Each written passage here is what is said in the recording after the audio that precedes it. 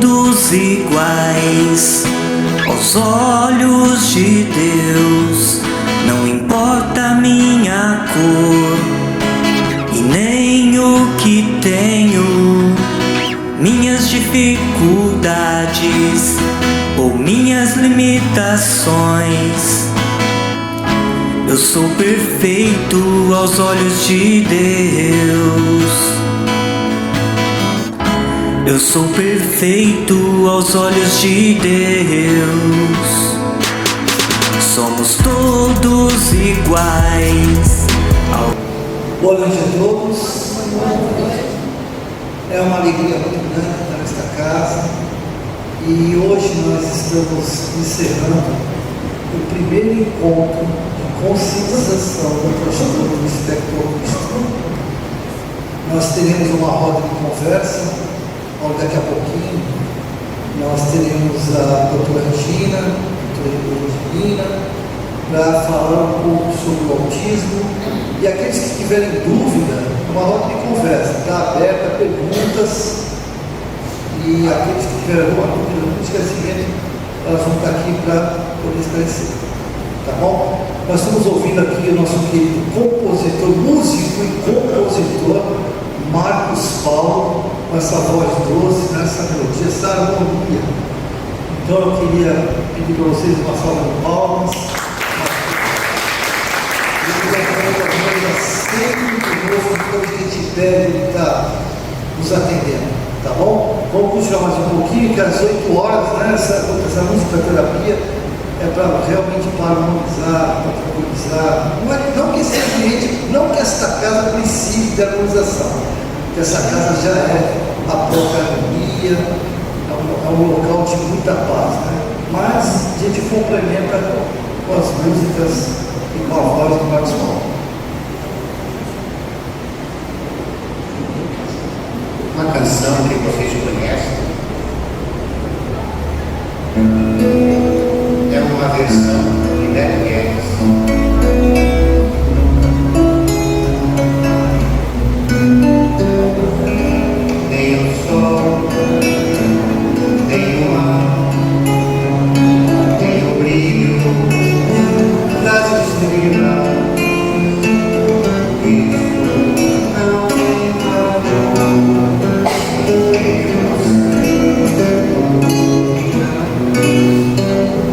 Sem você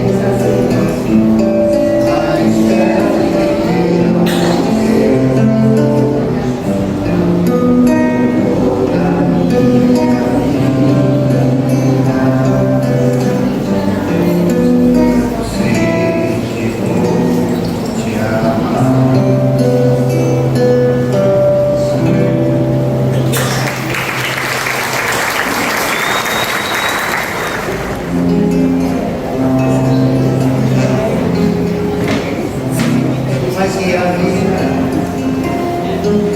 E a vida? Diga lá. Ela é a batida do coração. Ela é uma luz. Mas e a vida? Ela é maravilha, ou é sofrimento? Ela é alegria ou alegria? O que é? A quem fale que a vida da gente é o nada. Não há poder que nem dá o fim. A quem fale que é um divino mistério profundo. É o sopro do Criador, uma atitude repleta de amor. Você diz que é muito prazer, ele diz que a vida é feliz. Ela diz que melhor é morrer, pois amada não oferta sofrer. Eu só sei confio na moça eu ponho a força da fé. Somos nós que fazemos a vida como puder quiser. Sempre desejando o mais que esteja. Ninguém quer a morte, só saúde e sorte. E a pergunta roda e a cabeça gira. Eu fico a potência da resposta das crianças. É a vida, é bonita e é bonita. Viver e não ter a vergonha de ser. Cantar e cantar, a beleza de ser um eterno aprendiz. Eu sei que a vida devia ser bem melhor do cenário, mas isso não impede que eu reflita. É bonita e é bonita.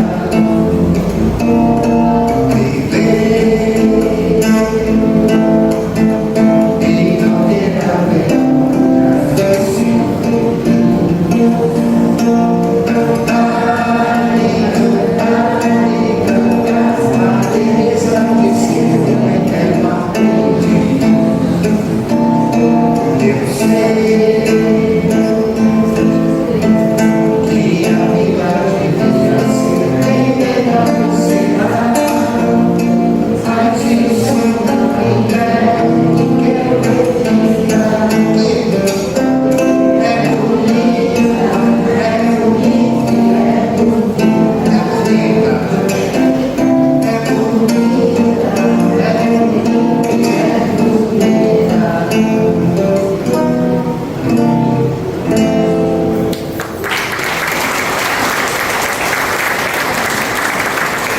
Gratidão, Marcos.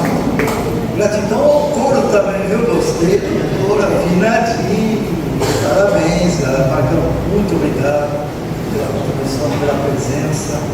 E a vocês também, obrigado pela presença.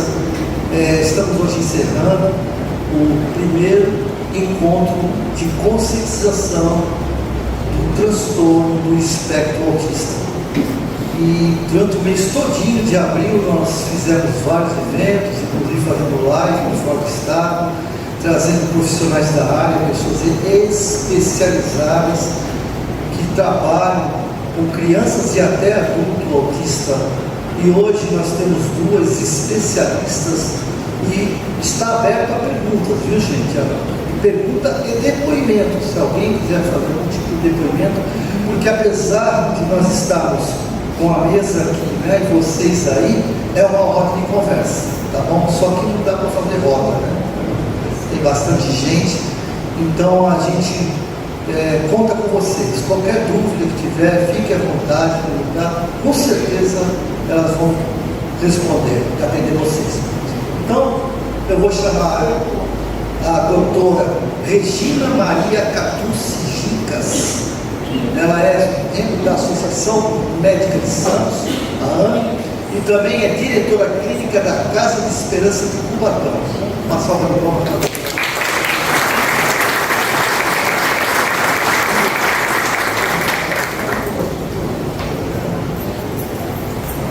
E também a neuropediatra Evangelina Alice Guilherme Vieira. Ela é psicóloga, pediatra do CRPI de Guarujá e também faz parte da Casa da Esperança de Cubatão.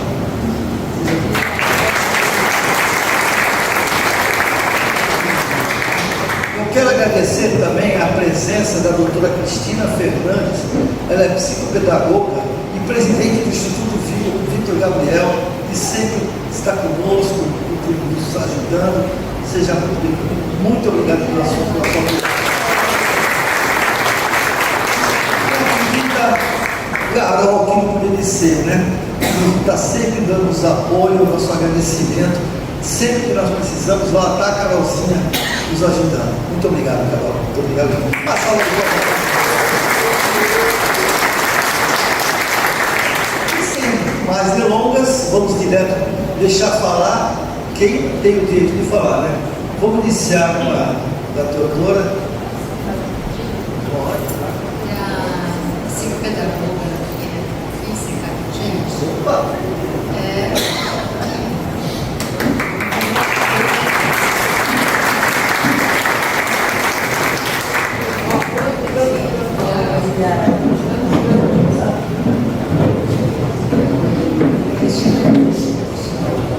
Acho que vai enriquecer muito a nossa conversa.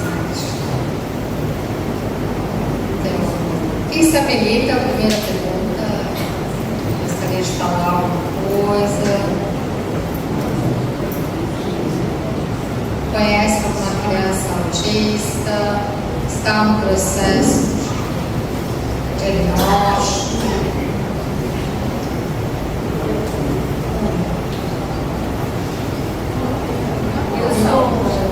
Boa noite, eu sou mãe de uma criança autista, desde 1 ano de idade ela foi diagnosticada e assim até hoje, né, a gente vem com a luta aí nos planos de saúde, que é muito difícil, mas assim a minha maior dificuldade hoje com ela é a socialização mesmo, né, entre as crianças e um pouco de depressão, né, da parte dela. Que idade ela tem agora? Ela tem 8 anos. Está na escola. Sim, está. E quais terapias que ela faz hoje? Ela faz a psicopedagoga na escola, ela faz a psicóloga no plano de saúde, com a equipe multi, né, da Santa Casa, só que assim, não tem muito progresso por ser muita gente e para atender um espaço pequeno, né? Uma vez por semana? Isso, uma vez por semana. Quem mais está passando por essa experiência?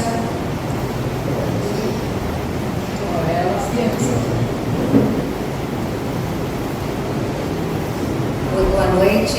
Eu sou tia de um rapaz de 32 anos, autista, e no início a família sofreu muito, porque ele demorou 4 anos e meio para ser diagnosticado. Ele passou por vários exames, ele começou a falar com o maninho, papai e mamãe, de repente ele travou. E foram vários exames, muito desgastantes para a família toda. E o que eu escuto ainda hoje, infelizmente, é a demora do diagnóstico, né? A gente vê que muitas crianças têm esse quadro, até a maneira de andar, na pontinha do pé. Então, realmente, eu achava que o pessoal tinha que se ficar mais preparado, principalmente os médicos, nessa parte do diagnóstico, porque as crianças estão demorando muito para ser diagnosticadas e isso traz muito sofrimento para os pais, para a família inteira e até para a própria criança também, né? O desenvolvimento. Ele, graças a Deus, se desenvolveu bem, mas ele teve um desenvolvimento maior depois que nasceu o irmão. Porque o irmão falando, foi puxando por ele começou a falar mais, se comunicar mais. Ele vai na escola, ele vai ao supermercado, vai para a psicóloga que acompanha, que a minha cunhada fundou uma ONG. Então, muitas crianças com problemas, eles participam bem da sociedade, mas foi muito difícil. Então, realmente, o amparo da família precisaria ser bem maior. Boa noite a todos.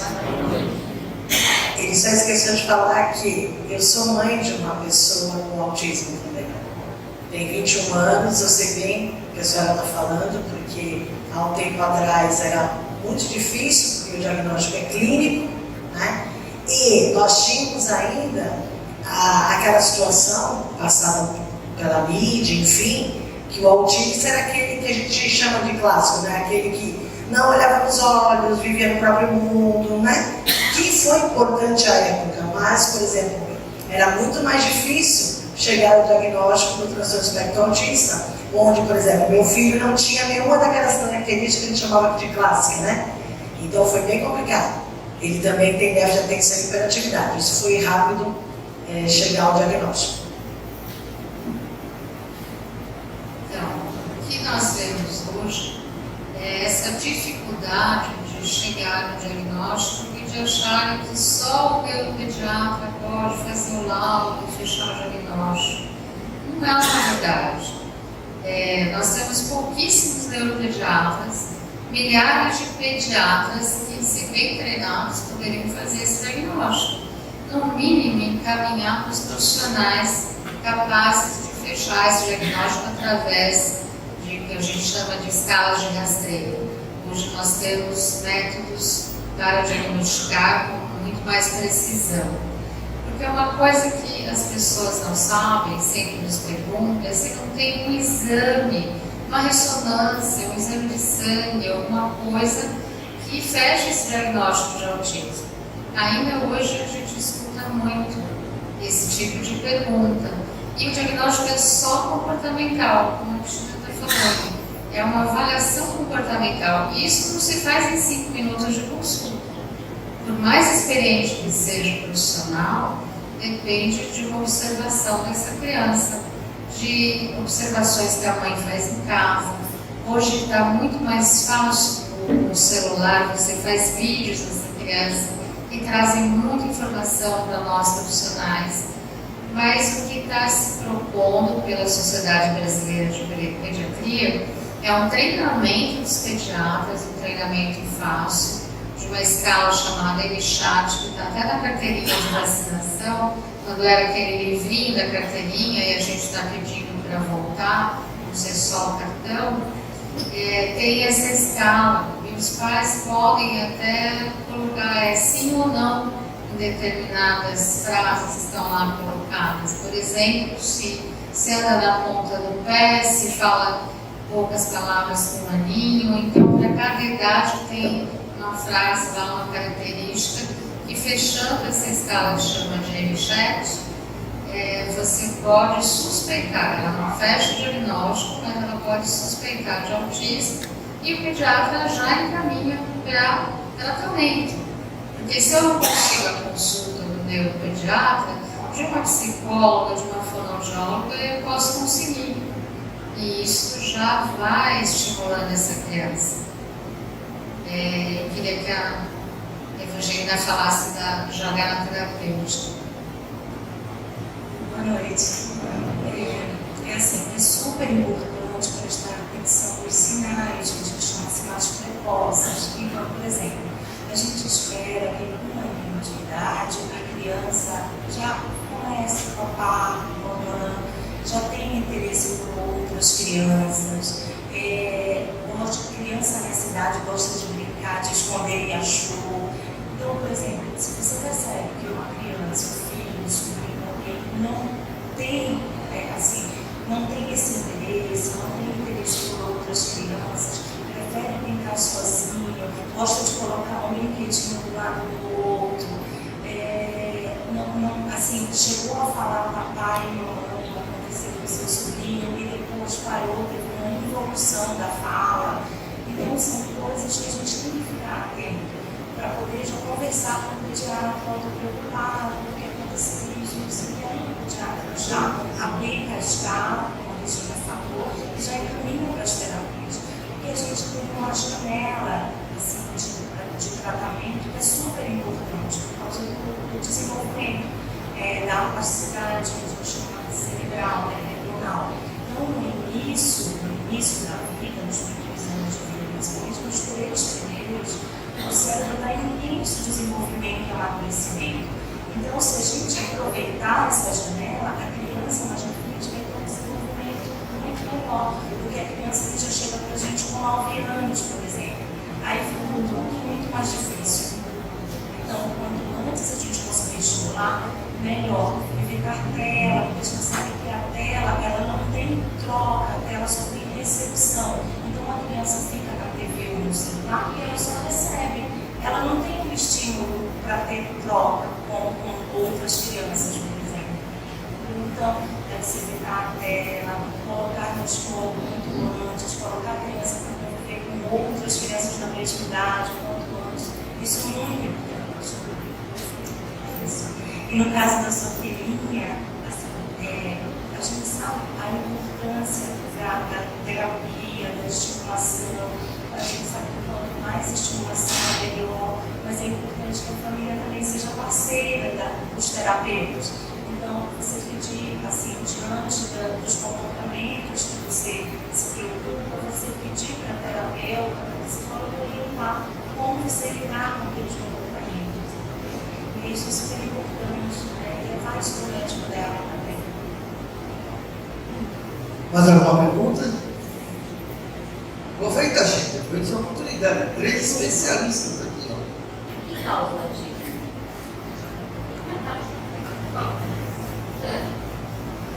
Nós ainda não sabemos.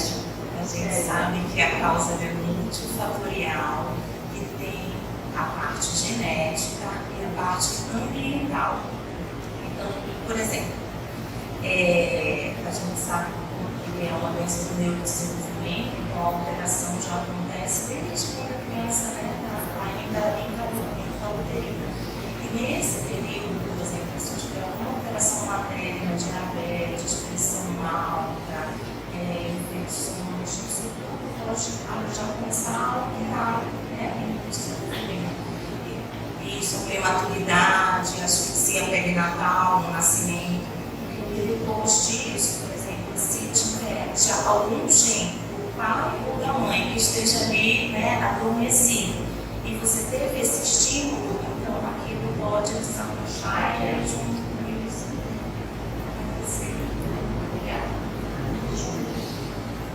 Está se associando à idade paterna acima de 40 anos.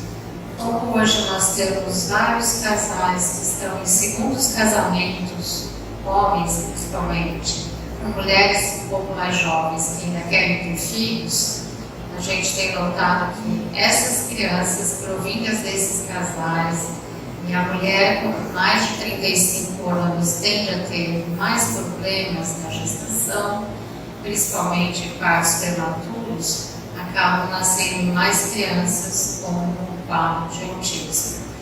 Lembrando que são 4 meninos para cada menina, a proporção mais ou menos nesse sentido. E se em 2014 nós tínhamos 1 para cada 150 nascimentos, em 2022 nós estamos com 1 para cada 36 nascimentos. Então o autismo é um problema de saúde pública e nós vamos precisar exigir dos nossos governantes serviços públicos de atendimento ao autismo. Como tem, creio aqui em Santos, né, o Centro de Reabilitação e Neurodesenvolvimento, nós precisaremos de muitas outras clínicas. E, na minha opinião, a colega aqui que é psicopedagoga, né? Psicopedagoga, eu acho que a criança tem que ser tratada na escola, tá? Os psicopedagogos, os fonos, porque é na escola que ela passa mais tempo. Então, as terapias deveriam ser desenvolvidas na escola. porque tem que ser um contínuo, escola, casa, terapia, né? Do que você querer clínicas que estão cobrando caríssimo, né? Individualizando o tratamento e o resultado sendo muito pobre, porque a gente não vê os pais sendo preparados, serem treinados para essa criança em casa. E você vê a criança 40 horas de terapia durante a semana e no fim de semana ninguém sabe o que fazer com ela. Não sabe como tratar uma crise de desregulação que ela tem. Então, a gente vê muito isso. E eu passo, a minha receita é livro, vídeos, não é só remédio, né? Porque não tem remédio para o autismo. Nós temos medicamentos que facilitam absorver o que as terapias podem promover de desenvolvimento, mas não que eles são diretamente voltados para tratar o autismo. Eles melhoram as condições de comportamento da criança. Então, uma criança que não para sentar no segundo não tem como aprender nada, né? Há tempo de espera, muitas coisas elas têm que aprender e que em casa tem que ser continuados, porque só aquela meia hora de terapia semanal não vai mudar nada na vida dela.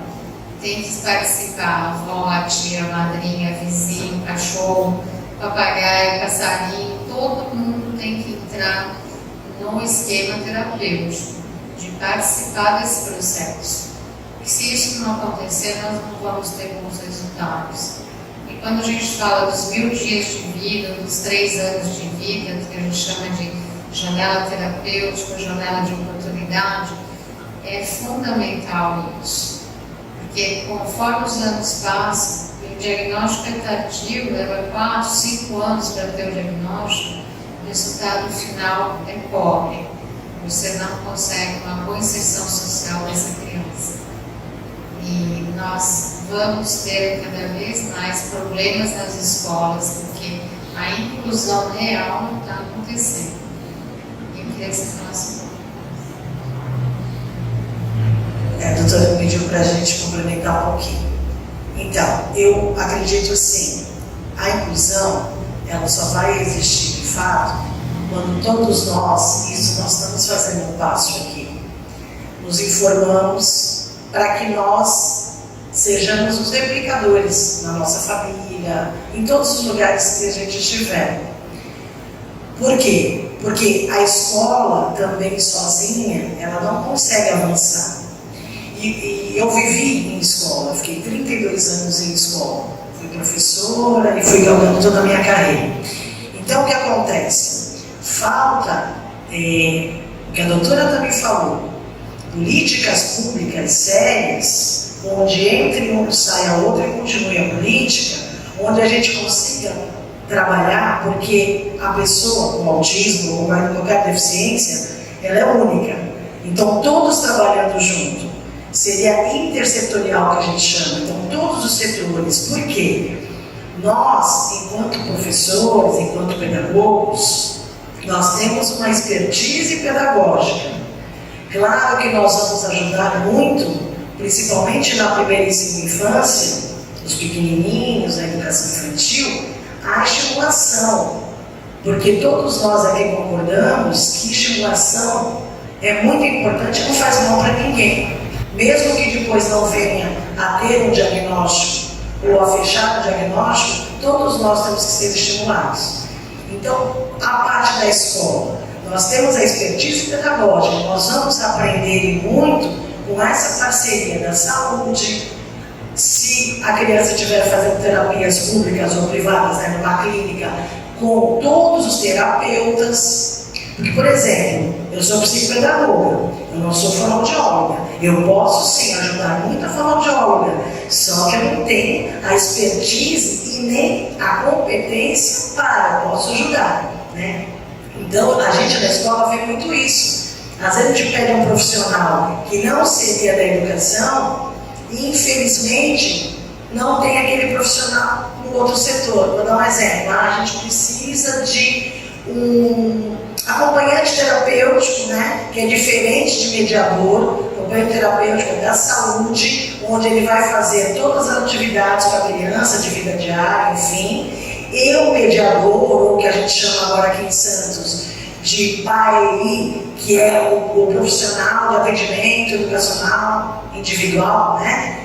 Esse faz a parte pedagógica, que é a ponte do professor com a criança, mais a individual, né? Então, quando a gente, por exemplo, na educação pública, a gente pede um acompanhante terapêutico, alguém da saúde que venha fazer, principalmente, essas interferências e nos apoiar para a parte de, como eu falei, atividade de vida diária ou outra situação mais ligada à parte clínica e médica, eles falam, nós não temos. E aí a educação acaba, às vezes, tendo que fazer e abarcar tudo. Só que, como eu falei, a gente tenta fazer da melhor forma possível. Está muito a desejar, está. Mas, por isso, por a falta de estrutura em volta, que acaba atrapalhando a escola. Quando, por exemplo, numa escola, faltam muitos professores. Os outros, e a escola fica desorganizada. E aí, claro que vai desorganizar uma criança que ainda não tem essa maturidade ou, pela deficiência, não consegue essa maturidade. Todos nós ficamos agitados. E aí atrapalha quem? Aquelas crianças, aqueles adolescentes que não conseguem voltar ao equilíbrio, enfim, tá? Eu concordo muito com a doutora, a gente precisa muito mais partir disso. Primeiro, eu acredito que cada um é uma pessoa. Então a gente tem que criar e quebrar as nossas barreiras de atitude. É a primeira coisa. Não adianta falar assim, que bacana, tal, mas eu não tenho nada a ver com isso, porque eu não tenho ninguém na família, eu não tenho nada a ver com isso, então não quero nem ouvir. Então por isso que eu falo aqui, nós já estamos dando o primeiro passo, que é o nosso papel enquanto cidadão, enquanto pessoa, nos informar para poder passar adiante isso, tá? Mais uma pergunta, gente?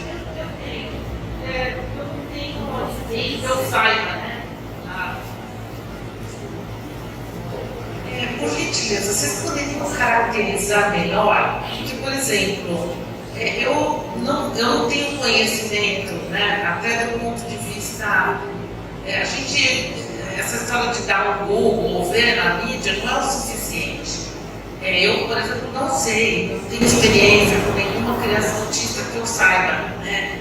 E como vocês estão falando até da necessidade da conscientização da gente, se vocês pudessem caracterizar melhor, para que a gente também fique mais atento, quais são os sintomas, o perfil. E eu gostaria, se fosse possível, a doutora mencionou que houve um impacto de uma mudança de 150 crianças para uma, né? Para 36. Ao que a senhora atribui essa mudança tão impactante da questão do autismo? Não sei se é claro. Eu queria aproveitar a pergunta dela também. Como identificar, eu acho que nós somos leigos, como identificar que meu filho tem ou não autismo? Quais são as características principais? Então, os sinais de alerta. Muitas vezes a gente já percebe no bebê. Então, aquele bebezinho, porque normalmente o bebê, quando está no seio da mãe, se você prestar atenção, ele fica mexendo a mãozinha, muitas vezes olhando para a mãe enquanto ele mama. Então, isso pode acontecer com algumas crianças com autismo que vão evoluir depois, mas, por exemplo, um bebê que quando mama, ele não olha para a mãe. Quando ele está maiorzinho, que a gente espera que ele sorria e olhe e procure, você mostra um brinquedo, você chama pelo nome, o bebê não atende, meio que ignora você. Quando ele começa a andar, por exemplo, a criança, no início da marcha, muitas vezes ele é na ponta, mas depois a criança apoia a planta do pé inteira e anda normalmente.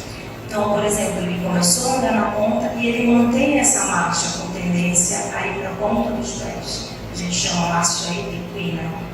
Às vezes, quando a criança fica muito excitada, ela balança os bracinhos e às vezes solta um gritinho, sempre igual. Você espera, como eu falei, um ano e pouquinho que ela comece lá o papapá, o mamar. Isso acontece até antes, normalmente, do desenvolvimento. Mas uma criança que você veja está com 1 ano e meio, 2 anos e nada de fala. Então tem alguma coisa errada. A criança que, por exemplo, vê um objeto, um brinquedo, alguma coisa, e tem uma pessoa, uma outra criança, ela não vai na criança, ela vai no objeto, pega o objeto. Ela não tem interesse pela criança, e sim pelo objeto. Então, isso são coisas que chamam a atenção. É diferente. A criança que até fala, mas você vê que aquela fala, por exemplo, as crianças que falam, por exemplo, na idade que a gente espera, mas muitas vezes a fala é uma fala monótona, ou ela repete o que ela ouve em frases de desenho, por exemplo, e sempre repete. A criança que, quando ouve o barulhinho dos créditos subindo de filme, de novela, vai para frente da TV e fica, aquilo chama muita atenção dela, mais do que as outras coisas. Então são comportamentos que a gente não espera, né? Alguns sonhos, isso, né? A Regina lembra, alguns sonhos assim que a criança fica desesperada, grita, chora, às vezes tapa o ouvido, por sons de barulho de liquidificador, por exemplo, de aspirador de pó, barulhos de ventilador, ou criança, fogos, ou criança que adora tudo que gira. Então, olha para o ventilador e fica horas olhando para o ventilador.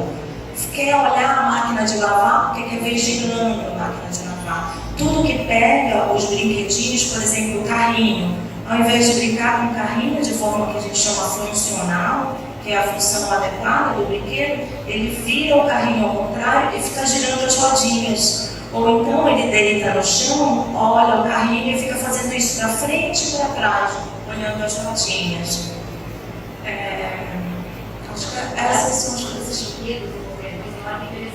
Isso, em ordem crescente, separa por cor, coloca um brinquedinho ao lado do outro, e aí se alguém vai e pega o brinquedo, chora de regula. E às vezes a mãe olha e não entende que ele colocou o brinquedinho só o brinquedinho ter vindo mais pra frente, ou caiu, ele chora e joga tudo, não quer mais. Muitos apresentam um transtorno do sono, então crianças que demoram a conseguir pegar no sono ou acordam muitas vezes à noite, tem muito terror noturno. Então isso são coisas que chamam a atenção, né? São um pouquinho diferentes do que a gente espera habitualmente do desenvolvimento de uma criança. Então, por exemplo, viu algum desses sinais, já começa a pedir atenção, já conversa com o pediatra.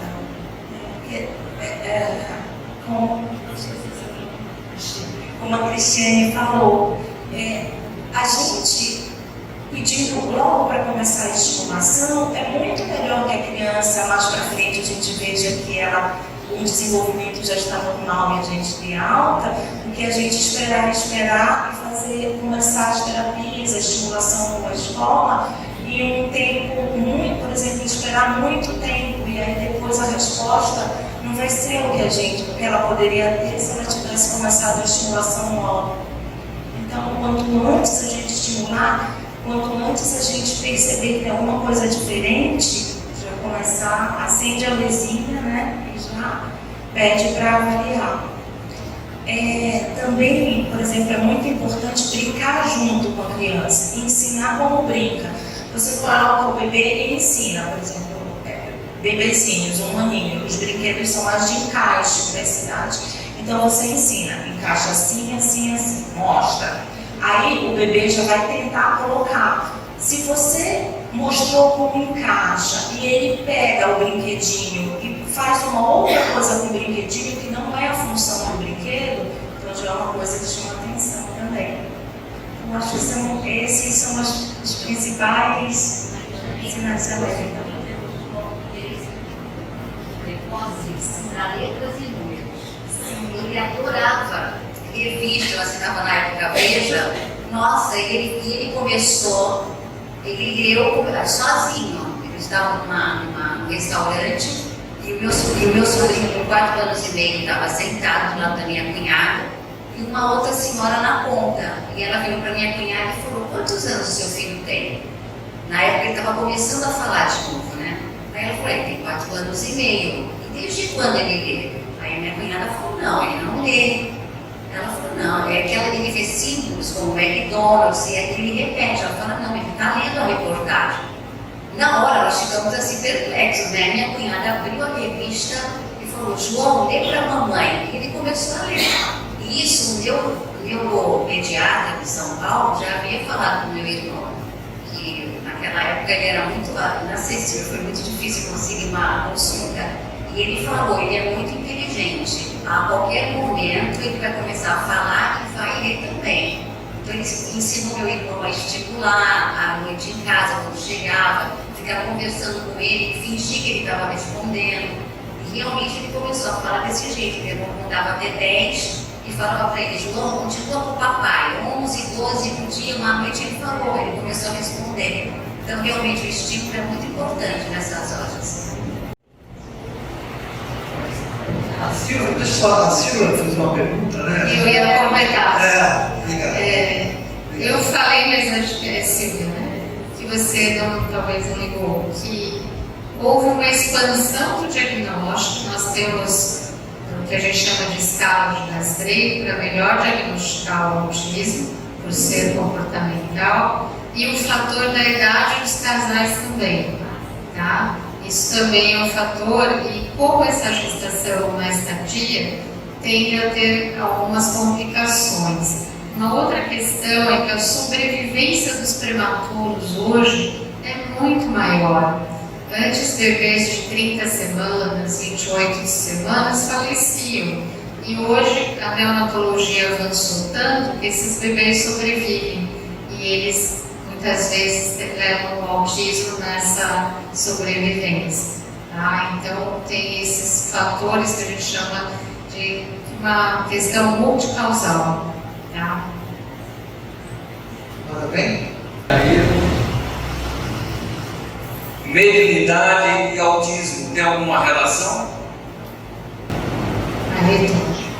Aí nós vamos chegar numa outra questão. Eu não sei se você assistiu a live que o Newton fez com o doutor Fernando Souza, lá da Unicanini.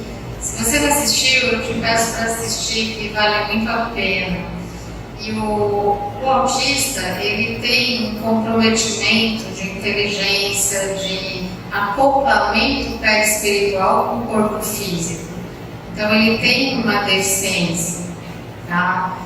Não acredite que o autista foi um suicida na outra vida, não é isso.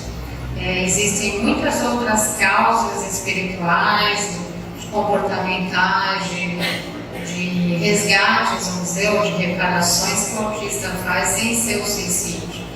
Então, na realidade, ele é um espírito comprometido que veio nessa vida com essa limitação.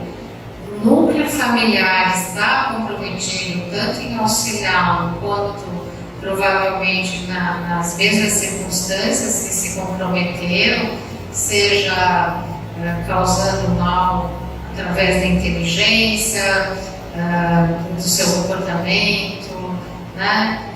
E o que acontece é que é um mau acoplamento do perispírito com esse cérebro, tá?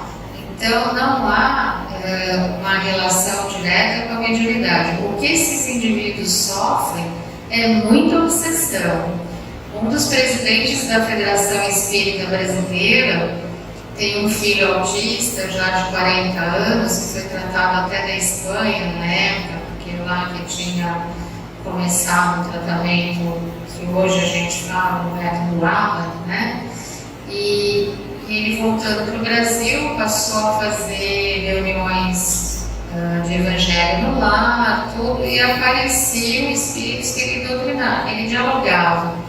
E ele fala nessa live que ele, ao longo de 40 anos do filho, dialogou com mais de 40 espíritos. Tá? Então são espíritos comprometidos que tendem a ter um séquito de obsessores, atrapalhando também o seu desenvolvimento e também incomodando, vamos dizer, a família também. Tá? Então é muito importante que a família faça o evangelho no lar, procure o tratamento da água fluidificada, do passe espírita, da renovação mental, tá? Da aceitação desse filho e do amor incondicional. Porque esses espíritos têm um comprometimento de uma outra vida, não necessariamente anterior a essa, pode ser muito tempo atrás, e numa próxima encarnação ele vai estar numa condição mais adequada. Nesta encarnação como autista ele não consegue sair dessa bolha, tá? Então não é uma relação, vamos dizer, direta da mediunidade com o autista, e sim de um processo obsessivo em cima dele muitas vezes. Tá? Mas eu te recomendo que você assista a live do Dr. Fernando Souza, porque ele conta inclusive casos de indivíduos que um indivíduo que cortou mais de 1000 árvores e naquela vida ele acabou acumulando muitos inimigos e voltou como autista para, de certa forma, se esconder ou se proteger desses obsessores. É muito interessante essa avaliação do Dr. Fernando Souza, vale a pena assistir. Boa noite. Existe grau de autismo? Antigamente se falava em sim, né, dependendo da severidade. Antigamente se falava em leve, moderado e grave. Agora tem uma nova classificação em que se fala de nível de suporte. Nível de suporte é o que a criança necessita para realizar as suas atividades, né? Então, o nível de suporte 1 seria o mais leve. É a criança que fala, que já tem autonomia, mas que precisa de auxílio em algumas coisas. Muitas vezes são crianças com inteligência acima da média, mas que às vezes têm mais transtorno ansioso, algumas outras coisas que precisam mais da psicoterapia, principalmente da psicoterapia. Tem o nível de suporte 2, que são crianças que podem falar ou não, mas normalmente falam, mas já precisam de um pouco mais de cuidados que o 1. E o nível de suporte 3, que a maioria é não verbal, e já são crianças mais graves, né, que precisam de mais ajuda.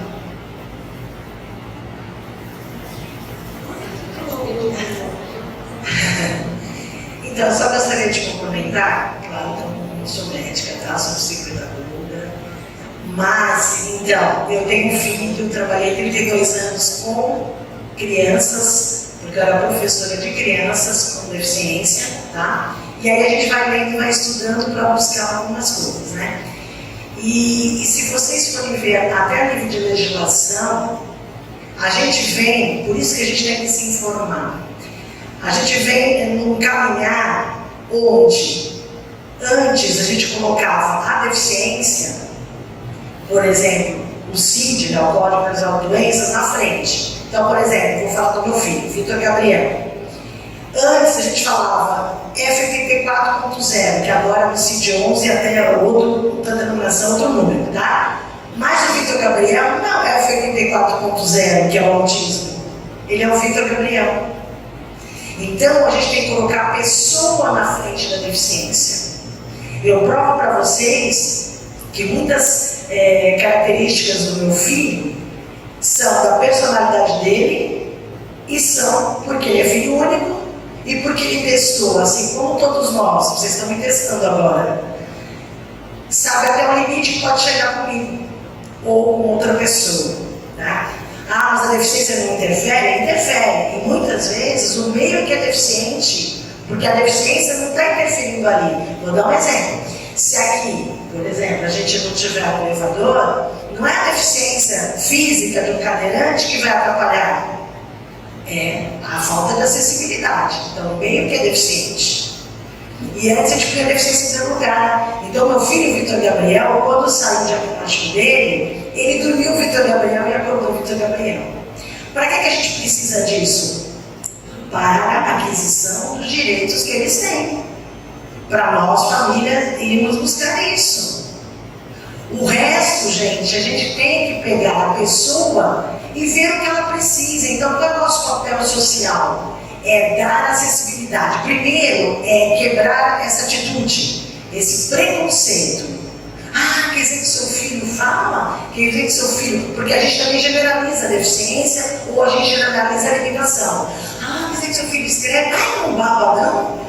Porque a gente põe tudo num pacote só. E sem conhecer, às vezes, o Vitor Gabriel.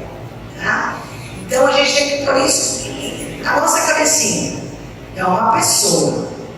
Aí, claro, a deficiência tem algumas coisas que vão acentuar. Por exemplo, todo mundo aqui que tem filho, quando chegou na fase da adolescência, o filho, a gente falava assim, ah, não dá para acordar com 30 anos, não. Tá difícil, tá desafiador, não é? Eu também tive a mesma fase, gente. Só que mais desafiador, porque uma das situações no transtorno espectro autista, eles são mais o quê? Perseverantes. Eles ficam ali até te tirar do sério, né? Então é isso só, isso que a gente tem que colocar na nossa cabeça. Porque senão a gente acaba falando assim, ai, coitadinho, eu vou fazer o quê? Eu vou infantilizar também a pessoa. Ai, você quer que eu corte o bifinho pra você? Eu sei que mãe faz muito isso também com o filho. Meu filho nunca vai crescer, né? Até uma criança. Mas eu tomar cuidado com isso. Por quê? Até eu acho que a gente, doutoras, a gente podia esclarecer algumas coisas. Por quê? O que eu noto muito quando eu estou nos lugares e quando eu trabalhei, né, como professor, enfim. As pessoas também confundem assim, por exemplo, elas acham que o autista, ele sempre tem que ter alguma situação agressiva. E se a gente for procurar a descrição do autismo, não fala. Mas o que pode ser? Além da personalidade dele, ele tem uma outra situação, que a gente chama de comorbidade. Por exemplo, o transtorno opositor desafiador. Aí sim ele vai ter agressividade. Ou outro transtorno, ou outra limitação que mexa com a parte cerebral, que mexa com o comportamento. Então todo autista, ele tem problema de comportamento? Não. Mesmo porque, como eu falei, a descrição das características do autismo tem a ver com o quê? Situação de relacionamento, né? De fala e situações assim de convívio, né? Tá. Achei fantástico isso. A gente tem que focar nas habilidades do indivíduo com deficiência, não na deficiência, mas sim daquilo que ele é capaz de fazer. E estimular essa autonomia, sempre, desde bem pequeno. Se ele é capaz de carregar a mochilinha dele para a escola, deixa carregar. Se ele é capaz de calçar a sua meia, seu sapatinho sozinho, deixa colocar. Ensine a fazer um sanduíche, ensine a fazer as atividades de casa, arrumar a sua cama, guardar os brinquedos, sempre focar nas habilidades que ele já possui e ajudá-lo a adquirir mais. Porque nós não somos eternos. Quem vai cuidar desse filho quando a gente se for? Se for filho único, se for família? Eu acho que nós temos que pensar nas habilidades e muitas vezes como transpor a dificuldade. Ele pode ter uma dificuldade de fala, mas ele pode escrever muito bem. Então, numa prova, pode ser uma prova escrita e não uma prova oral. Ou vice-versa, fazer uma prova oral, se ele tem uma dislexia ou não consegue escrever, né? Na escola, na faculdade, ele passar por uma apresentação diferente de prova. Ele pode usar um abafador de ruído, e se o ruído interfere muito, por que não?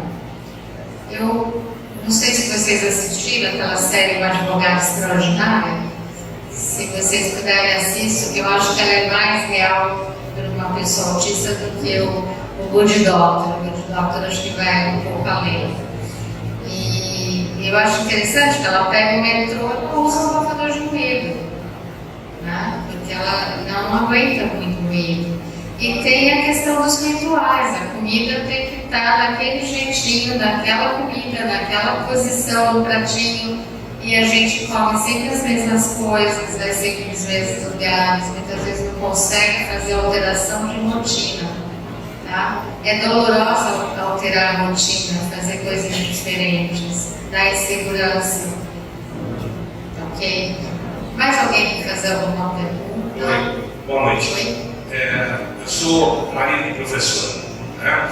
Infelizmente a minha esposa não pode estar aqui hoje, mas ela é a gente acaba sendo um pouco professor também, até entrando na área pedagógica de roldão, né? Não tem como. Quem é marido de professor sabe disso, ou esposa é professor também. Vocês três salientaram a importância da área pedagógica, né? Como forma de atenção básica, de poder chegar a um diagnóstico, de atenção às famílias e à própria criança, né?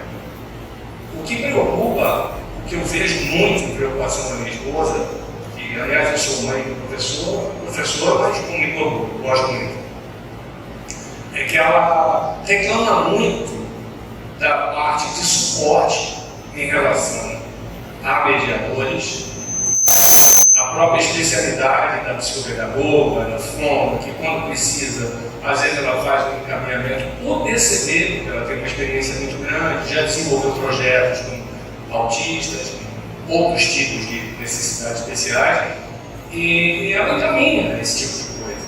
E às vezes as pessoas têm um tabu, né? As famílias têm um tabu muito grande ainda de aceitar esse tipo de coisa. Então, eu gostaria de saber, por exemplo, qual a dificuldade, né, dentro de uma unidade escolar, de as equipes tratarem isso de uma forma coletiva. Não apenas naqueles casos que já chegam com uma inclusão, né, mas também nas famílias que estão ao redor. E a minha esposa ela tem mesmo a manha de acabar cativando os alunos da classe a participar da atenção daquela criança. Eu não sei como, mas faz, né? Com 24 crianças. E a gente percebe que, por exemplo, uma simples reunião, às vezes, inicial no ano letivo, com todos os pais presentes, explicando a importância disso, né?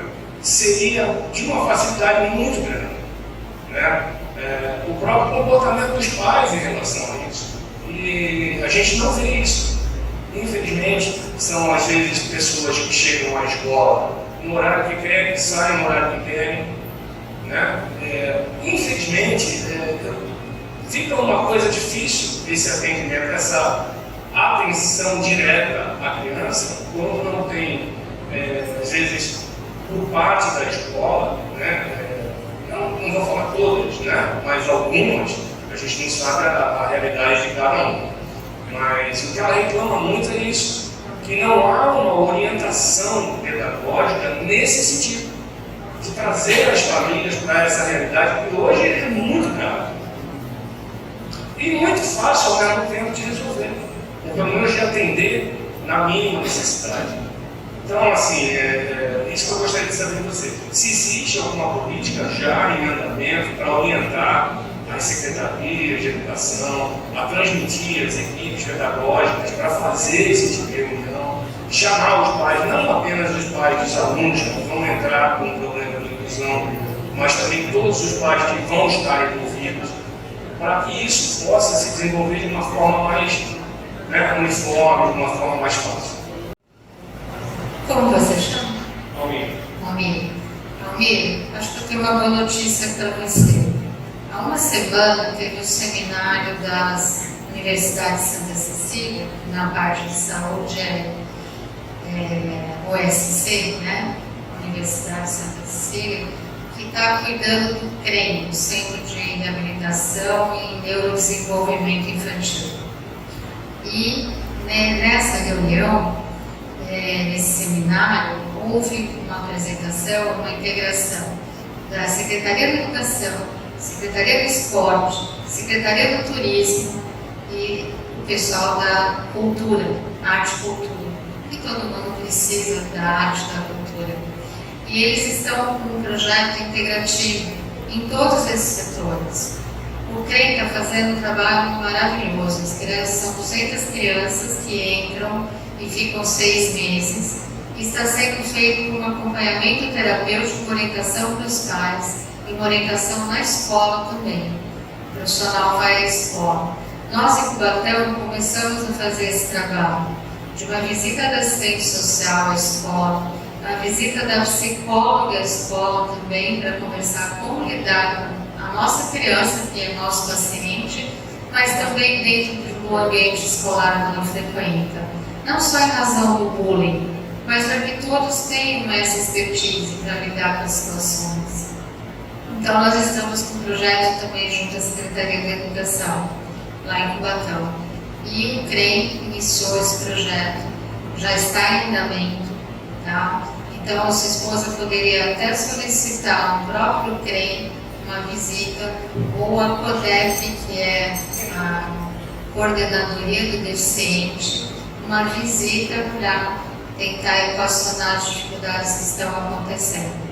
Então, junto à CODEF, Secretaria da Educação, Secretaria da Saúde, todos eles têm um visor de referência para intervir nas escolas e levar algum auxílio que for necessário. Eu acho que foi o primeiro passo, e eu vou te falar uma coisa que eu acho muito trágica. Eu tenho 45 anos de formado, esse ano completo 70 anos de vida. Eu não tive uma única aula sobre autismo, nem na Faculdade de Medicina da Universidade de São Paulo, nem na residência do Instituto da Criança da Universidade de São Paulo, considerada a melhor escola do Brasil de medicina. Tá? E isso vem acontecendo ao longo dos anos. Tá? Muita gente bem mais nova que eu está na mesma situação.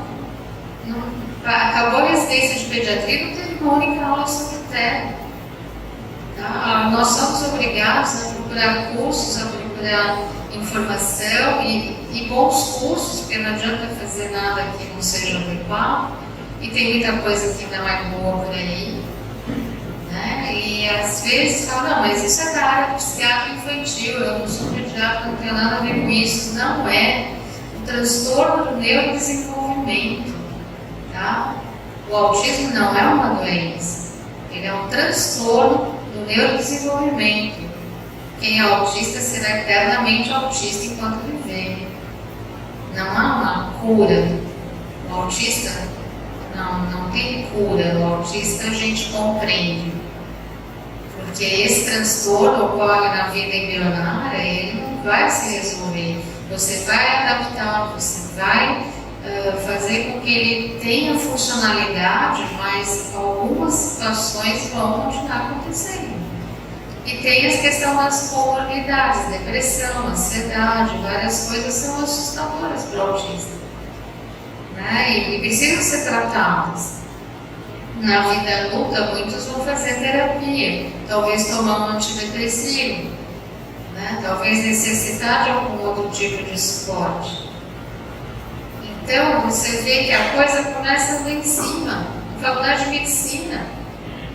E isso foi ventilado num seminário que teve no sábado também, que um médico coordenador da Unimed, que está com 1.700 crianças autistas na Baixada em tratamento em todas as unidades da Unimed, ele está levando um projeto para o MEC, para a introdução de aulas sobre autismo em todas as faculdades de nível superior, seja de fono, psicologia, medicina, terapia ocupacional, porque nenhuma dessas tem isso. Para que a gente consiga mudar esse padrão que nós temos hoje, acelerar o diagnóstico. Porque se o pediatra não sabe diagnosticar e ele está na linha de frente, ele que atende o bebê até o primeiro ano de vida, quem mais vê o bebê é o pediatra. Se o pediatra não fizer a suspeita, pelo menos, quem vai fazer? E essas crianças precisam chegar no neuropediatra no tratamento com 1 ano e meio, no máximo 3 anos de vida, para que elas sejam funcionais. Então, assim, por isso que eu cheguei falando que nós temos um problema de saúde pública e que a população precisa se mobilizar para que haja mais clínicas gratuitas, mais clínicas do SUS, mais neuropediatras nas AMEs, né, nas assistências médicas especializadas, que seja uma especialidade valorizada, né, e isso vai ser uma reivindicação nossa enquanto população. Vamos prestar atenção em quem a gente está votando, o que nós estamos levando adiante. Hoje nós temos na Prefeitura de Santos alguém muito preocupado com isso. E o CREI surgiu através de mobilização de mães. Foram mães que se mobilizaram para ter uma clínica de SUS para tratar os seus filhos. Isso é importante dizer, que não surgiu porque o prefeito quis. Não, foram mães que foram à luta. E é isso que a gente precisa, dessa consciência, dessa mobilização. Assim como esse colega que é pediatra e gastropediatra vai levar o projeto lá no MEC, lá no Distrito Federal, para que haja aulas de autismo em todas essas faculdades da saúde de nível superior. O projeto está pronto. Eu assim, me solidarizei a ele, porque eu também não tive nenhuma aula. E hoje eu trabalho com isso. 90% das crianças que nós atendemos hoje são autistas. E é para nós assim, extremamente angustiante ver o quanto nós podemos fazer pouco por elas. Porque a família precisa se engajar no tratamento e essas famílias precisam de apoio social. Lá na Casa da Esperança de Cubatão, a gente tem uma assistente social que nos ajuda muito.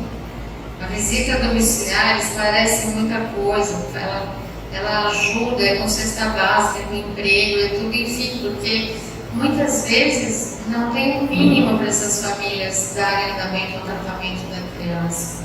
E o LOAS, o BPC, é um salário mínimo, gente. O que vai ajudar isso? Porque às vezes uma mãe que tem que cuidar desse filho, que ninguém fica com ele por conta do comportamento, e ela não pode trabalhar. Então, esses equipamentos, como o caso da Esperança do Santos, de Cubatão, o CREI, eles precisam se multiplicar em muito para que a gente dê conta dessa população que está chegando. E é por isso que a gente está aqui hoje, para trazer uma reflexão nesse problema, tá?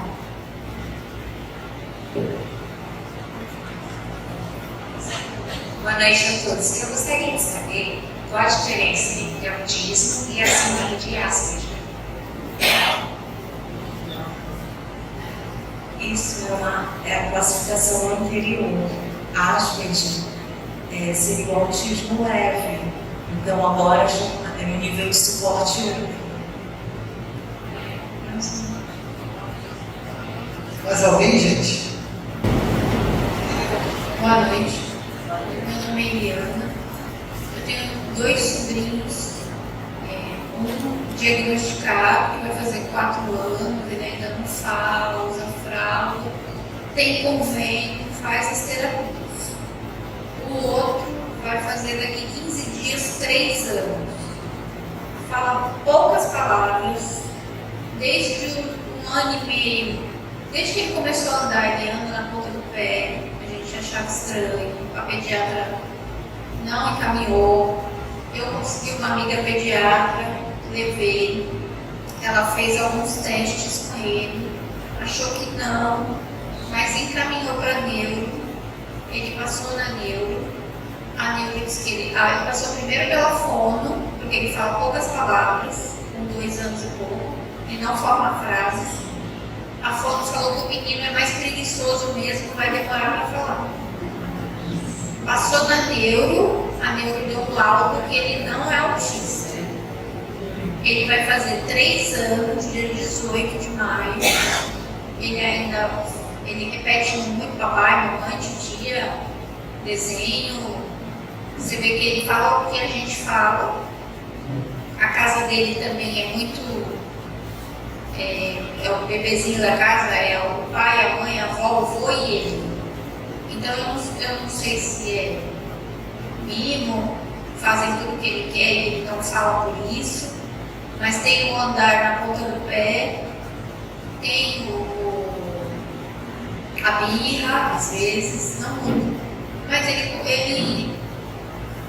Então é assim, eu fico no meio do caminho, porque às vezes parece que claramente que é, e às vezes que não. E aí você tem um laudo de uma neuro que diz que não é.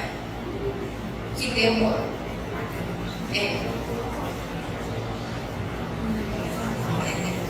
Ele vai à escola?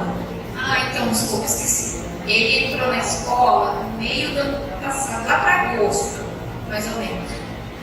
Porque já estava com 2 anos e pouco, e como ele não falava, ela tinha medo de colocar ele na escola. Aí colocou com 2 anos e meio. Ele não se adaptou. Na primeira semana, ele não comia, aí ele não fazia o lanchinho lá de 10 horas da manhã, mandava embora. Aí chegava no outro dia, ele não tomava café da manhã, a escola manda embora. Aí tentaram deixar até a hora do almoço, ele não almoçava, a escola mandava embora. Então foi uma semana, um mês. E ela tentando, ela levando. Um dia ela ficava, não sem ele ver, mas ela ficava. Na hora do almoço ela tentava dar almoço para ele não comia, mesmo com a mãe. E aí as professoras dispensavam, porque não pode ficar na escola sem comer. E até que chegou o fim do ano, entrou de férias. Começou o ano, começou outra classe, mesmo problema, ele não come na escola. E aí elas mandam embora. E a mãe desistiu da escola. Tá, assim. A mãe desistiu. E é ele que tem ele é irmão do outro? Não, é outro. É outro. Tá. E ele tem contato com outras crianças em casa ou não? Ele convive só com adultos? Em casa é só adultos. Ele tem alguns amiguinhos ali na rua, mas poucos. Entendi. É assim, precisa ver direitinho como é a rotina dele. É bem caseiro. É bem eles, assim, o pai sai para trabalhar, a mãe fica com ele o dia inteiro. A mãe ajuda muito a avó que trabalha em casa, então a mãe acaba ficando em casa para fazer as coisas da avó, porque a avó costura. Então fica assim meio tudo familiar ali. E tem um padrinho, que é o irmão, o tio. Então tem esse núcleo que cobre ele, né? Eu não sei se sela ele. Você sabe se ele fica muito em tela, celular e TV? Ela não deixou até os 2 anos. Ele começou agora. Agora eu já vi ele com o celular, mas até os 2 anos ela não dava. E ele entende as ordens, assim, se você fala. Chama, ele vem, pega aquele copo, ele pega. Então a primeira pediatra fez esses testes. Theo, pega esse copo, ele pega. Vamos pintar, ele pinta, pisca. Então ficou nesse meio do caminho. Assim, o que eu orientaria, ele passou por uma outra colega que não tem, mas talvez o que fosse legal é ele passar por uma avaliação com o terapeuta ocupacional. Porque a terapeuta ocupacional vai observar como ele brinca, ver se ele tem algum transtorno sensorial, porque como ele tem essa coisa da alimentação, é meio estranho. A senhora deve saber, parece que tem um núcleo de desenvolvimento precoce, alguma coisa que chama assim, em Santos, na prefeitura. Porque ele foi encaminhado, eu não lembro o nome. Ele foi encaminhado para esse. Não é. Eu acho que não é GREM, não. Mas é o GREM. Eu sei que tinha uma palavra precoce também. Tá, e lá que ele foi avaliado? Ele não foi avaliado, ele está numa fila de espera até hoje. Então ele foi encaminhado. Tem que melhorar para que ele seja avaliado pelos terapeutas. Pede para encaminhar no CREM, através do pediatra do posto de saúde. E lá no CREM ele vai ser avaliado. Ainda tem esse problema, né? Os pediatras do posto de saúde só atendem crianças até 1 ano. Maior de 2 anos eu generalizo. Não, mas pode ser médico de família. Qualquer pediatra pode encaminhar para o CREM. Qualquer médico, aliás, do posto de saúde, para ele ser avaliado no CREM, lá no Marapé. Tá? Porque eles têm uma equipe de avaliação. Não, essa não é no Marapé, não. Essa foi encaminhada, era lá na Zona Noroeste. Não, é alguma coisa de desenvolvimento. Eu não lembro a palavra, desculpa. Mas no CREM eles têm uma equipe de avaliação. Pode ir lá que eles vão avaliar. Tá? Obrigada. E agora precisa de uma segunda opinião. Acho que, na dúvida, sempre reavaliar. Tá? Não ficar na primeira opinião, no primeiro laudo, sempre reavaliar. Tá? Não se contentar com isso.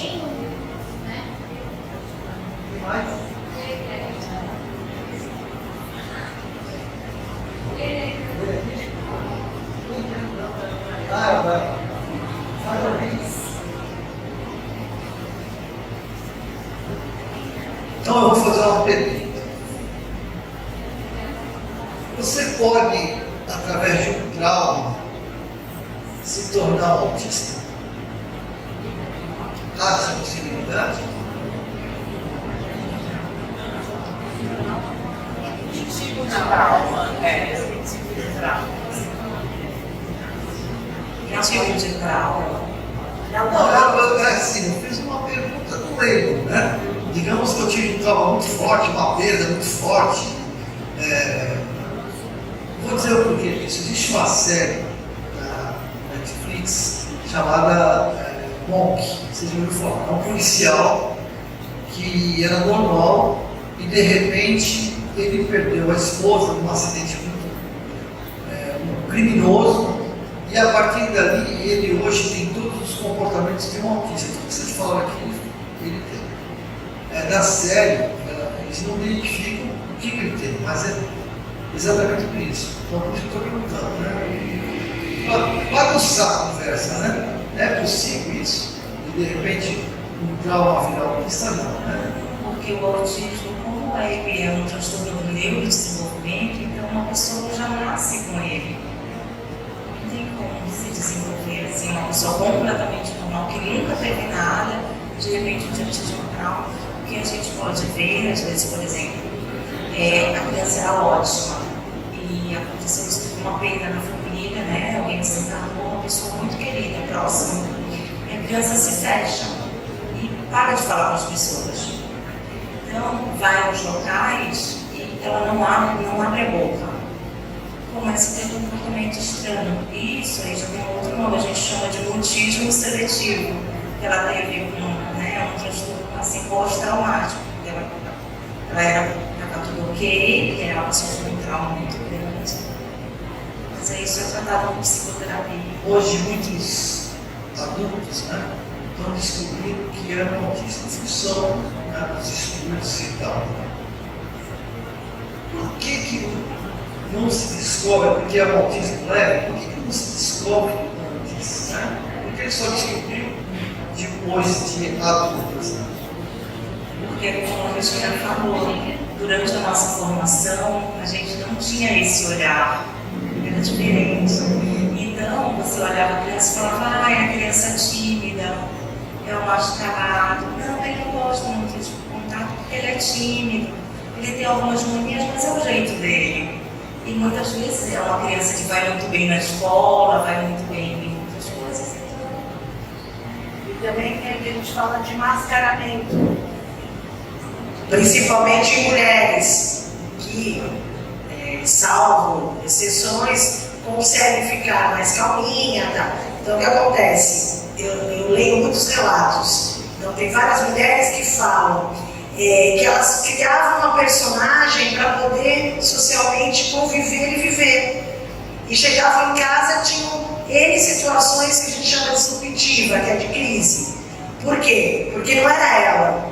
Né? Então até o diagnóstico tardio é como se fosse um alívio para elas. Né? Então acontece muito isso. você observa, vai ter os amigos. Qual é aquele que mais se dá bem lá na roda de amizade? Então eu vou imitar, eu vou criar um personagem e vou fazer. Então a Cristina vai ser aquela personagem, onde ela vai conseguir. Mas em algumas situações, a gente pode perceber algumas, por isso que depois ela fala, agora eu entendi. Ficava mais quieta, não queria muito trabalho em grupo, né? Situações assim de convívio social, era mais reservado, enfim. É isso, a gente chama de masking, é um mascaramento, infelizmente, porque a sociedade, o que ela faz? Todo mundo tem que estar quadradinho na mesma caixinha. Quem vai entrar na caixinha, sai dela. Né? O que a gente ouvia muito com relação à escola? Ah, meu irmão, meu primo, meu vizinho, não deu para a escola. Por quê? Porque todo mundo tinha que ser igualzinho, fazer igualzinho, escrever igualzinho, na mesma fase. Quem não conseguia, perdia, né? A viagem. E aí a gente tinha isso. A fileira dos mais fortes, médios, mais fracos, aqueles que não davam para a escola caíam da janela, né? E não ficavam mais na escola. E não é isso, gente. É a escola que não deu para eles. E continua não dando para eles. Porque nós somos diversos. E assim como é importante uma pessoa com deficiência estar e conviver e aprender com você, vice-versa, você também não pode perder esse seu direito de aprender com o outro.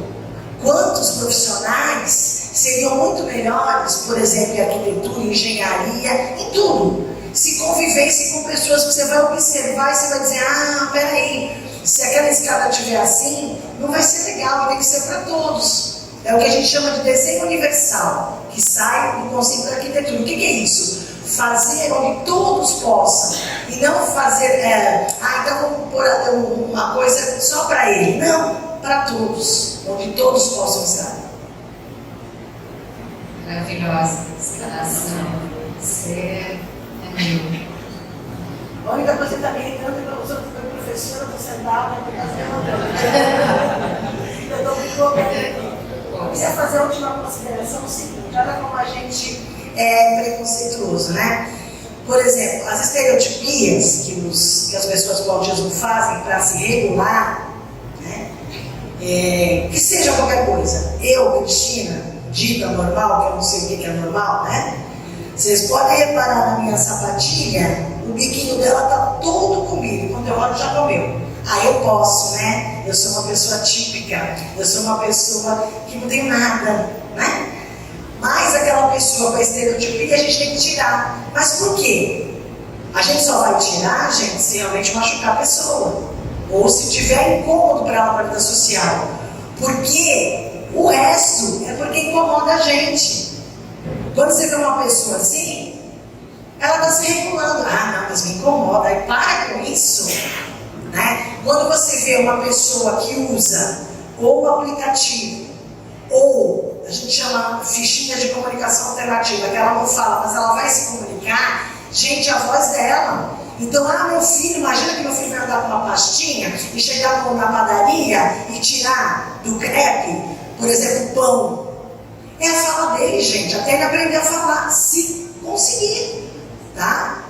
Então, poxa vida, olha a autonomia e independência que a gente tem que dar para essa pessoa quando ela chega à padaria e não tiver o preconceito na padaria, né? Mas a gente vai treinar também os colaboradores da padaria e ela vai falar. E aí a pessoa vai dizer, ai Cristina, você quer 2 pãezinhos? Ah, você quer bolacha tal? Tá aqui. Aí você vai na caixa e também pega a figura. É como se estivesse falando. Por que tem que falar que nem eu falo, que nem você fala? Tá? Então é isso que a gente tem que quebrar.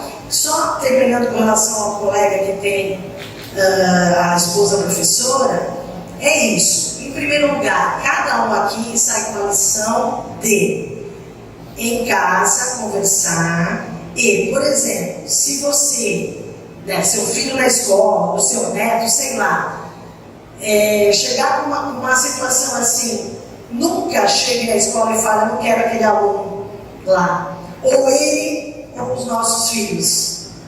Vai entender. Tem escolas que já estão fazendo isso. Fazem um grupo de pais, e esses pais que não têm nenhum filho com deficiência ou com alguma limitação, estão indo lá aprender para o filho, porque o filho fala, eu quero ajudar meu amiguinho. Gente, criança não tem preconceito. Nós colocamos na cabeça da criança.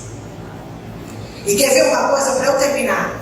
Imaginem todo mundo aqui que vocês têm uma filha na idade mais ou menos do meu filho, mais ou menos, ele tem 21 anos, vai fazer 22. Imaginaram? Você, mais rápido, hein? Não pode parar para pensar. E fale a verdade. Você deixaria namorar com meu filho autista? A maioria fala não. Cristina, não. Agora, só vou terminar dizendo uma coisa. O autista que não tem outra situação psiquiátrica, por exemplo, desvio de personalidade, desvio de comportamento, ele nunca vai ser um pedófilo. Tá? Então, repensa isso. E a gente, como eu falei, mistura. Então, quando sai casos, por exemplo, de autista agressivo, ou é da personalidade dele, ou é algum outro desvio, alguma outra comorbidade que não tem a ver com autismo.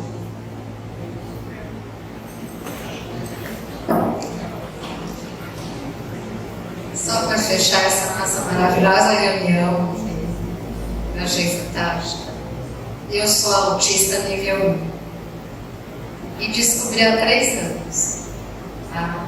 Depois que eu comecei a trabalhar na Casa da Esperança, comecei a ver muitas características minhas nas crianças. Nossa, eu tenho isso. E conversando com uma amiga, ela me indicou uma neuropsicóloga e eu fiz as avaliações, as escalas de rastreio e deu autismo leve. E para mim foi libertador, porque agora eu entendo uma série de características que eu tenho. Muita gente achava que eu era brava, que eu era séria demais, e enfim, várias questões, eu agora me entendo. Por isso que me libertou. Só que o que sempre apareceu para os psiquiatras, para os psicólogos que eu procurei foi a depressão. Mas por quê? Porque eu não me enquadrava naquele formato social que era esperado por uma estudante de medicina, por uma pediatra, por uma pessoa que frequentava a sociedade normal, atípica, né? Então eu me enfiava em muitas coisas assim na faculdade que se fazia isoladamente. O esporte que eu fazia era natação, porque é um esporte individual. Eu trabalhava no departamento científico, porque era redatora da revista do centro acadêmico, porque era uma coisa também que se fazia isoladamente. Eu fiz um projeto de iniciação científica, que também trabalhava com ratinho, também era individual. Então todas as atividades que eu ia buscando fazer, eu não me inseri em grupo. E isso não foi bom para mim. Né? Então hoje, assim, tendo aqui hoje, que para mim foi um desafio esse mês, graças ao Hilton, que me enfiou em 3 situações de exposição, né? Programa do Jardim, o Redes da Caridade, está aqui. É uma vitória para mim estar aqui, tá? Porque nada mais libertador do que ter esse diagnóstico e saber que eu posso contribuir com a sociedade. Eu queria que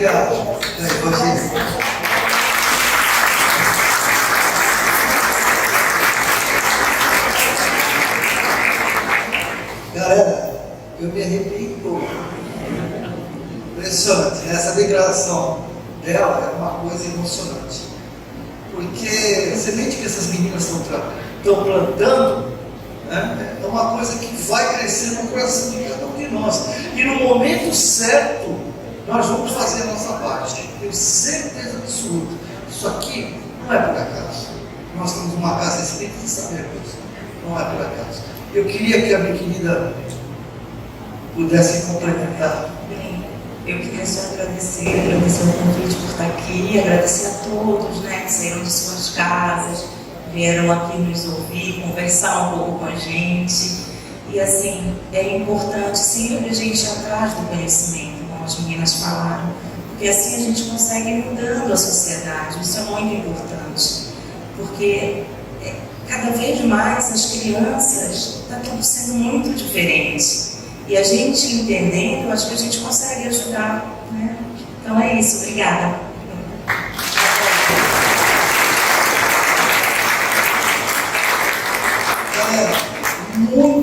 mas muito obrigado mesmo. Se vocês quiserem ver todo o material, está no meu YouTube, e lá, se não conseguir localizar, porque tem alguns Newton Júnior, você põe assim, primeiro encontro de conscientização, pronto, já aparece, sabem disso, né? E lá vai ter, inclusive, o depoimento que a Regina fez sobre o Dr. Fernando. Todos esses casos estão lá, eu fiz cortes, né? Eu fiz corte desses casos que ele comenta, porque ali entra e vê quem quer, fica mais fácil. Tá bom? Eu gostaria de agradecer demais a Carol, que sempre está se colaborando. Eu gostaria que você encerrasse o nosso encontro com as suas palavras, que são sempre muito bem-vindas. Eu queria agradecer por essa reunião, porque eu fiquei quietinha ali, né? Eu tenho parente autista. E toda eu acho que agora a gente está tendo uma evolução, mesmo que seja pequena, ela foi enorme aos meus olhos. Porque quando meu primo nasceu, ele ficou isolado, ele chegou a caminhar pelo chão. E o avô foi o primeiro a pensar assim: o que é isso? É melhor que ele morra. Bem, passou tempos, eu estava com ele, toda vez que ele vinha a Santos, ele ficava comigo. E aí, na casa da minha tia, tinha um quadro todo da família, né?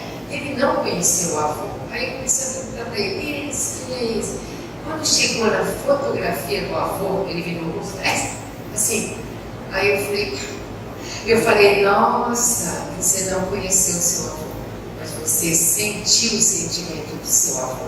Então, eu acho que teve uma evolução e está tendo, e Deus permita que encontre pessoas como vocês, que são assim, amorosas, batalhadoras, abnegadas. Está faltando isso nesse momento: abnegação, dedicação, carinho, e saber que esses espíritos, né, no plano espiritual, são espíritos que ensinam a gente. Eles são muito corajosos. Eu não teria coragem de ter um corpo com dificuldade. A gente deveria fazer uma visita ao Mensageiro da Luz de vez em quando, né? Ali é um momento de estímulo na nossa vida. Ali estão os espíritos corajosos que estão mostrando para a gente: ter um corpo com dificuldade. Vamos ver se você vai ter toda essa banca, esse orgulho, essa vaidade, essa presunção de muitas coisas na vida.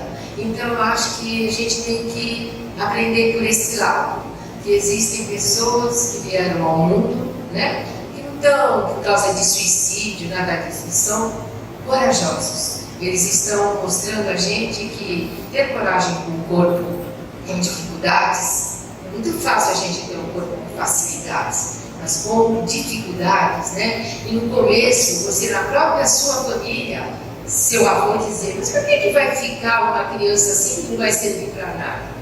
Né? O Dr. Lefebvre, que nasceu em São Paulo, ele teve um rolamento no pescoço, do cordão umbilical. E ele falou: olha, ele não vai ter o progresso de uma criança, mas dependendo do entendimento de vocês todos, ele vai crescer. E ele veio aqui comigo numa escola que tinha na Joaquim Távora, me a moça jogou a bola e disse: nossa, ele é inteligente, só que ele se negou a aprender. Porque acho que ele ressentiu aquele negócio de não ter o acolhimento, né? A gente precisa ter esse acolhimento familiar. Se a gente não tiver esse acolhimento, começa com as dificuldades. Então é muito importante, eu acho assim, que na área gestacional, né, esses locais que fazem todo esse trabalho de gestação, colocar essa área, que às vezes pode vir uma criança com alguma dificuldade e ela não pode em nenhum momento ser rejeitada. Ela tem que ser aceita, muito amada, e saber que ali tem alguém muito corajoso, né? De ter um entrave no corpo, né? E isso daí é extremamente importante. É por esse lado que a gente tem que ver. Eu queria agradecer muito a presença de vocês, agradecer as pessoas que estão aqui, que aceitaram o convite. Nós sempre, no Dias da Caridade, a gente está sempre fazendo encontros assim, que envolvem essa área humana, né? A gente precisa, tivemos aqui com a Cristina, onde a gente falou de morte, como a gente vê a morte, né? Como ela tem que ser entendida, como ela tem que ser preparada. Eu acho que a casa espírita, ela não só tem que dar passe, ela tem que trazer assuntos pertinentes que a sociedade participe, saiba que isso existe e passar a ter uma nova visão do outro olhar. Muito obrigada a todos. Que Deus abençoe muito.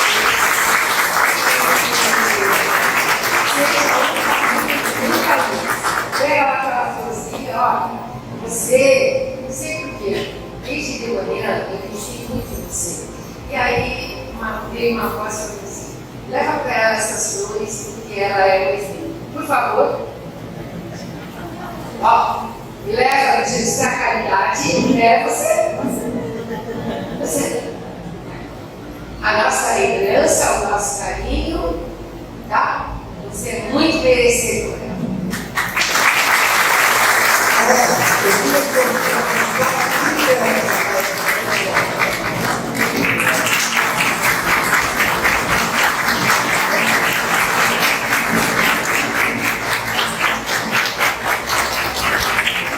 Muito obrigado, gente. Demais, foi muito demais com vocês.